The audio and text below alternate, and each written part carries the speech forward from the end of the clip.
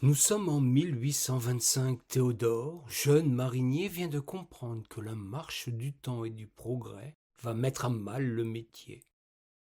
Bien avant les vieux, qui s'accrochent encore à une activité qui est aussi leur raison de vivre, le gamin, comme on l'appelle au pays, a perçu la sourde menace des premiers bateaux à vapeur 3 ans plus tôt. Il a mis le pied à terre, tout en conservant la folle idée de vivre encore de la rivière. On riait de lui parce qu'il parlait de nécessaire reconversion, d'envie de trouver d'autres usages à ces fiers outils de travail qui bientôt iraient pourrir dans les cimetières à bateaux. Les plus virulents lui rétorquaient qu'un chaland ou une sapine, c'est uniquement fait pour aller sur l'eau. Il n'avait pas tout à fait tort, mais foi de Théodore, lui, trouverait une parade.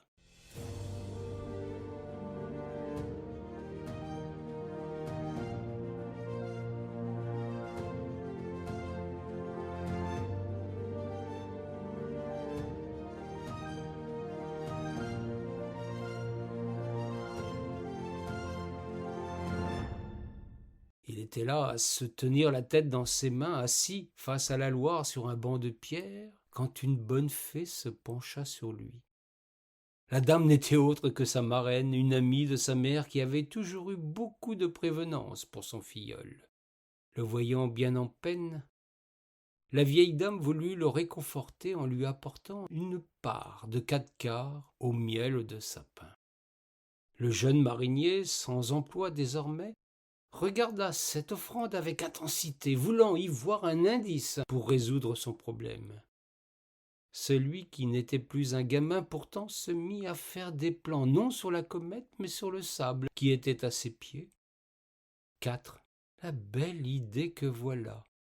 4 sapines réunies avec quelques aménagements constitueraient un bel espace pour entreprendre quelque chose. Mais quoi au juste?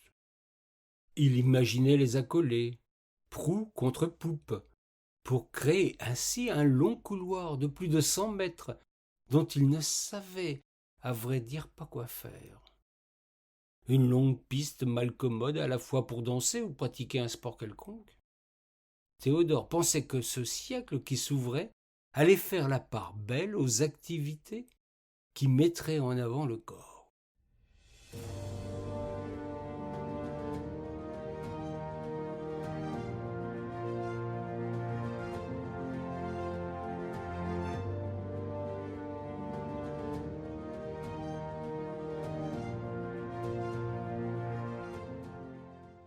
Il se grattait la tête, signe d'intense réflexion chez celui que ses anciens collègues appelaient l'intellectuel sous prétexte qu'il avait fréquenté une école paroissiale jusqu'à ses 12 ans, avant que d'embarquer sur un chaland.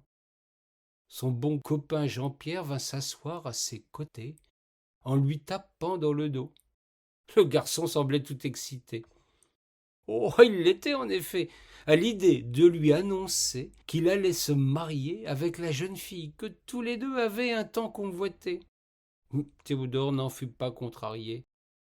Il avait depuis peu renoncé à rivaliser avec ce tombeur de jupons qui, une fois casé, allait peut-être lui laisser enfin place libre. Cette idée de couple lui apparut comme une évidence.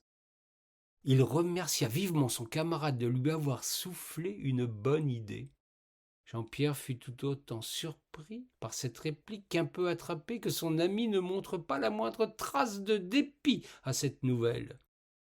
Décidément, ce Théodore le surprendrait toujours. Il le laissa là à ses étranges dessins sur le sable.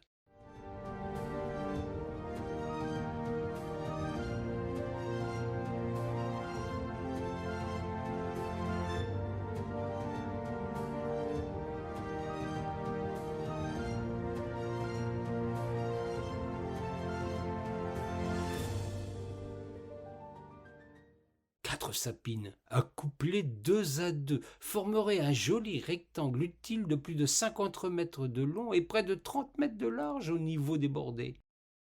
Mais que faire de ce vaste ensemble flottant? Il pensa un temps se lancer dans le spectacle, proposer un cabaret flottant, ou un théâtre sur l'eau, une guinguette, mais trouverait-il un public assez nombreux pour gagner sa vie? Il en doutait, même si le spectacle vivant avait le vent en poupe.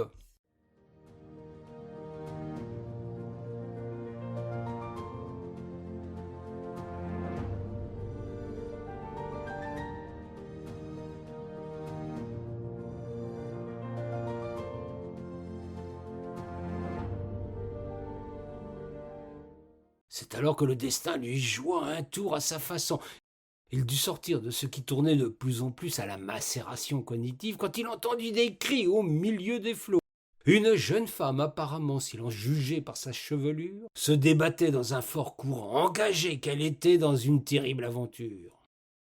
Théodore, excellent nageur, une autre caractéristique qui le distinguait de ses anciens compagnons, se jeta dans l'eau dans l'instant pour venir au secours de la pauvrette.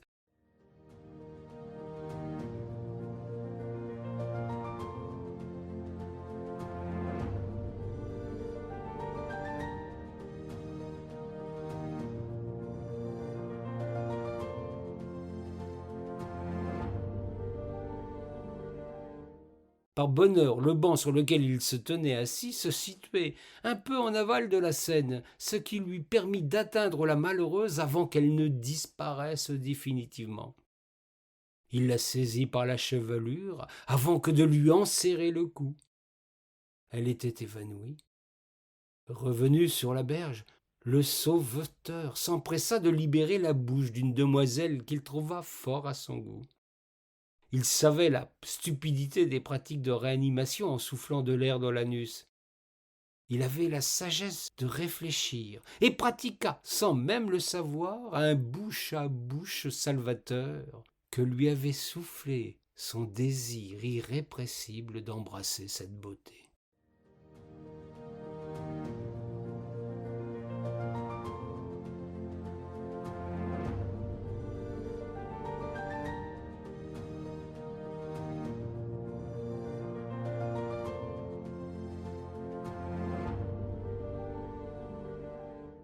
Le miracle eut lieu.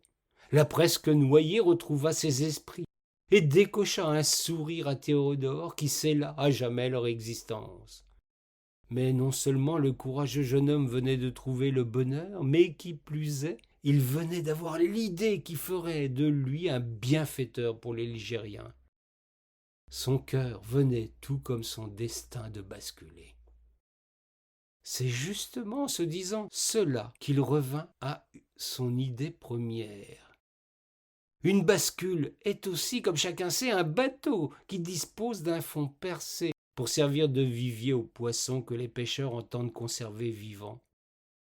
Il décida dans l'instant de faire de son ensemble de 4 sapines associées une vaste bascule pour y enseigner la natation, activité ô combien indispensable quand on vit et on travaille au bord d'une rivière aussi piégeuse que la Loire.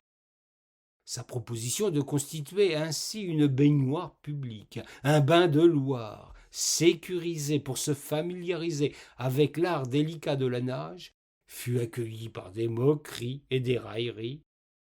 Les grandes nouveautés sont toutes vues avec circonspection tant elles bouleversent les certitudes établies. Théodore n'en avait cure, il était persuadé du bien fondé de son projet. Il finit par obtenir l'autorisation du préfet et du conseil municipal pour établir la première piscine flottante de l'histoire. Son initiative fit des petits, d'autres se lancèrent dans des établissements d'un autre genre. Bains, douches, bateaux lavoirs, ridicules flottants, partout dans les grandes villes, des bassins flottants virent le jour pour que les Ligériens apprivoisent la natation, ce qui était un besoin impérieux dans le pays.